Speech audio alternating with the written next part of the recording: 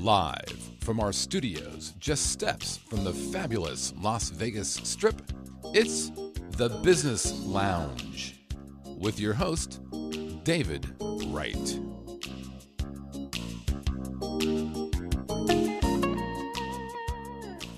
Hi, I'm your host, Dave Wright, and welcome to the Business Lounge. With me today, I have Pastor Tom Van Kempen. Tom is the team lead for Convoy of Hope, Las Vegas. They are going to be holding an event that's going to change the face of Las Vegas. Tom, thank you for being on the show today. Thanks for having me. Before we get into the conversation of Convoy of Hope, why don't you tell the audience a little bit about who Pastor Tom Van Kempen is? Okay, thank you. I grew up in the Midwest, like many people here in Las Vegas. I came from another place, went to school in Springfield, Missouri, and got transferred out here about 29 years ago because a woman brought me out to the West. And it was probably the greatest decision I ever made in my entire life. Her dad was intimately involved in community events, ministries, different things like that. And I slowly got assimilated into the program. I was actually working as a sales manager for the Sherwin-Williams Paint Company. And about 25 years ago, he called me on the phone one day and said, "Would you like to do something that will make a difference in the world?" And I said yes, and went into pastoral work. From there, we've done all kinds of things in regards to basketball tournaments for the community, feeding programs, all different kinds of things like that. So how did you come to get involved with the Convoy of Hope Las Vegas? Kind of a long story, but I'll do it in a nutshell. When I was in school in Springfield, Missouri, I met a couple of guys who had a tragic story. Their dad was killed in an automobile accident. Their mother was placed in a vegetative state because of that, and people in the community took care of their needs. One family brought them into their house and basically raised them over the next 10 years. When I met them at college, they had a very serious heart for those who didn't have, for the hungry, the homeless, people who were out on their luck and different things like that. And I made a great connection with these guys. Well, fast forward 30 years, I'm now pastoring in Las Vegas, and I'm looking for a way to impact the community. And sometimes it doesn't work just being in the four walls of the church. You need to get outside. You need to do something else. And that's exactly what we did. I called these friends of mine.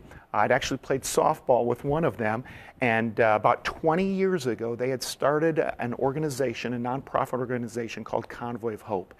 And the whole idea behind Convoy of Hope is to bring food to those who don't have food, to bring education to those who don't have education. They're into disaster relief. So when Hurricane Katrina hit New Orleans, we and a bunch of people here from Las Vegas actually went down and helped with cleanup efforts through Convoy of Hope. So I had this established relationship with them. And one of the things that they love to do is just pack up a semi or two semi trucks filled with food and take it to a community that might need food. And the immediate surrounding around my church is in desperate, desperate need. There's a lot of people that are hungry, a lot of people that are unemployed. And so I called them and we came up with this idea. They've actually been doing it for 20 years, like I said. So they kind of gave us a template of what to do, and we're following the template. When, it seems to me that this project is bigger than one single organization or church. So how have you reached out to the community at large to get involved with this process? Well, that's actually the exciting news. We thought it would be bigger than us, but now that we're halfway through the process, we know it's bigger than us.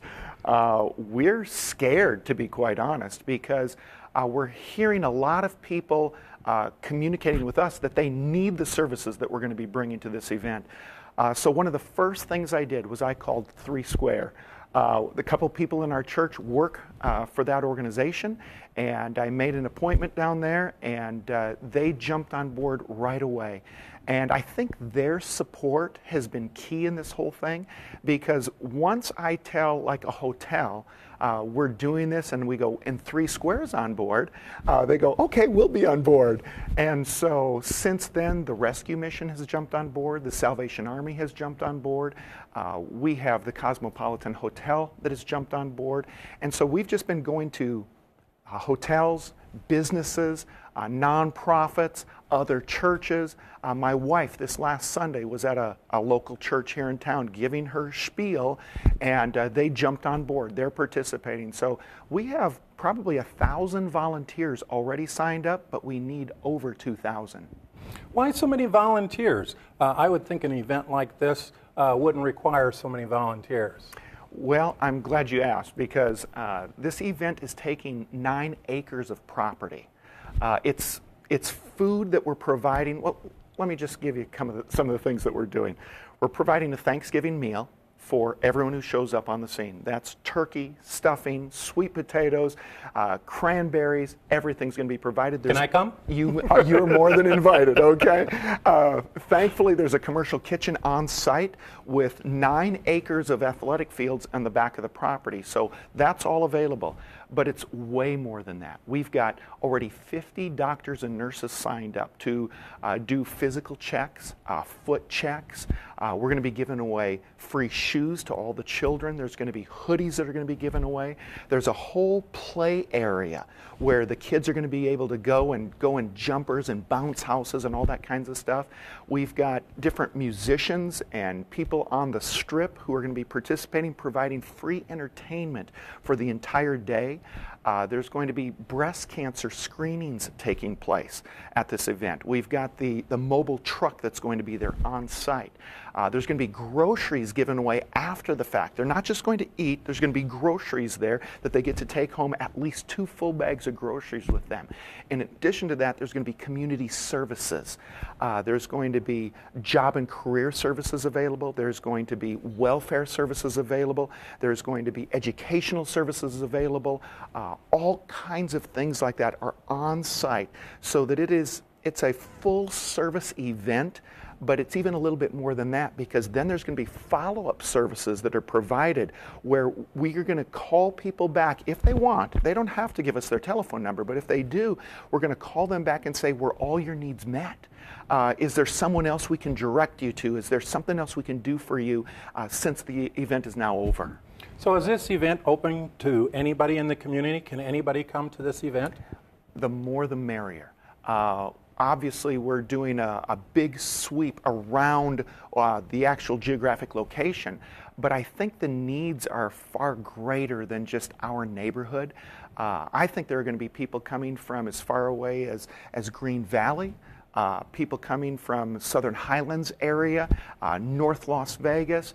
The biggest challenge probably for them might be actually trying to get there, but we're accepting everybody and anybody who needs these types of services. So logistically, it would seem overwhelming. So could you talk a little bit about what you've done to help people with parking, how they get there, signage, and the like? Yeah. I mentioned earlier that Convoy of Hope has done these before. We're actually going to be about their 1,000th event throughout the United States and really around the world.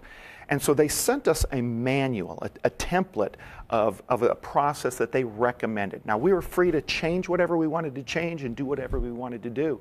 But one of the things that we did is we started contacting some of the local schools around us. And there happens to be Desert Pines High School right behind the church property.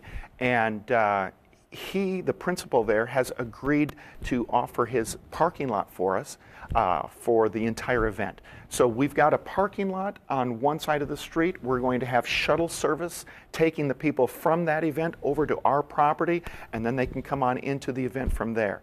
So there's a lot of local participation. The schools all around us are going to be providing their parking lots for us, different things like that. Okay.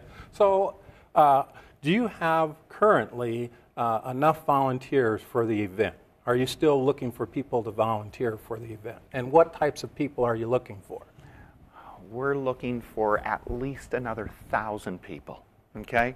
A local police officer is actually heading up the traffic flow and the security and stuff like that. And there's probably 20 police officers involved and maybe 20 or 30 other people who are involved in that ministry. And I asked him just this past week, do you have enough people? He said no. And so he's heading up one of 25 different areas that we are focusing on. And so beyond a shadow of a doubt, we need at least another 1,000 volunteers. And that can be from anything from packing bags with groceries to actually, if you're a professional recording artist, maybe you could do 10 or 15 minutes of singing for us. To security guards, people walking around making sure that the traffic is flowing properly, to cleaning up the facility. There's going to be a lot of cleanup effort afterwards that's going to take place.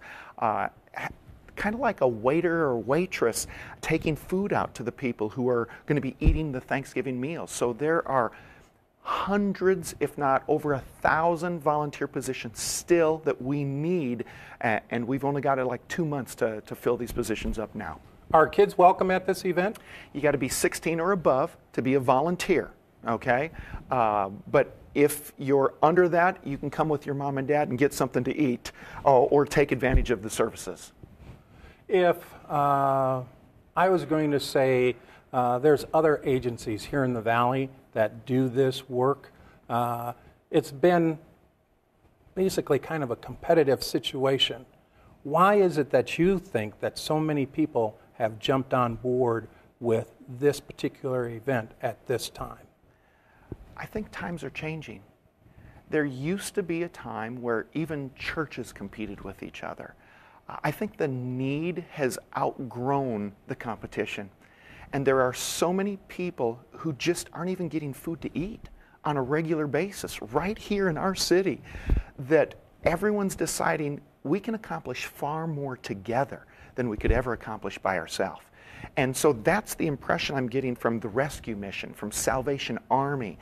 These organizations are saying, let's just partner. Let's just make these bigger and better and long-lasting relationships. This isn't going to be a one-time event. You spoke of the community transformation in your introduction.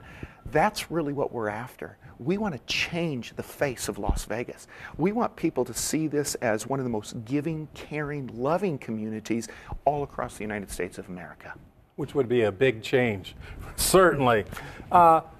So if after the event is over and after the dust settles a little bit, what are your plans going forward to continue meeting the needs of the community?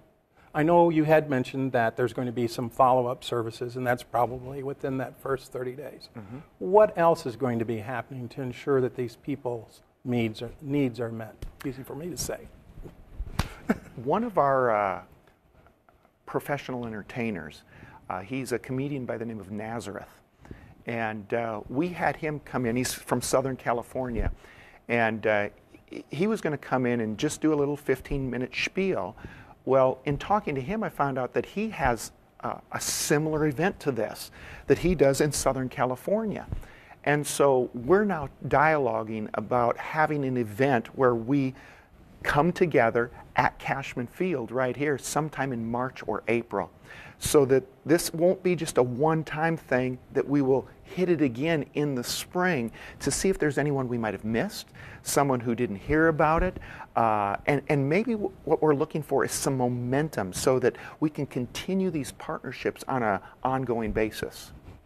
So how can the audience find out more about either volunteering, when the event is, and who they need to contact? Okay. Well, what I would recommend is you first of all get on the webpage Convoy of Hope Las Vegas or convoyofhope.org, and then it's /Las Vegas. And you'll be able to see all of the different things that are available. There's videos on there. There is a bunch of information. There's a way to donate. Because to be really honest, we need more than volunteers. There's a huge budget behind this. And so if your heart's been touched to give towards this event, you can go straight to that website. Or you can contact us at the Champion Center. And so that's either the webpage or you can call us at 452-1300, and that's a 702 area code. And so we're just trying to challenge everyone that we can get in contact with, that there's still a ton of need, a lot of volunteers needed, and lots of money needed also. Tom, I want to thank you for being on the show today. I really appreciate you taking the time out, and I wish you much success with the event. This has been the Business Lounge and Dave Wright, where we talk to real people, real business, and real success. Until the next time, may the blessings be bountiful. Thank you. All right.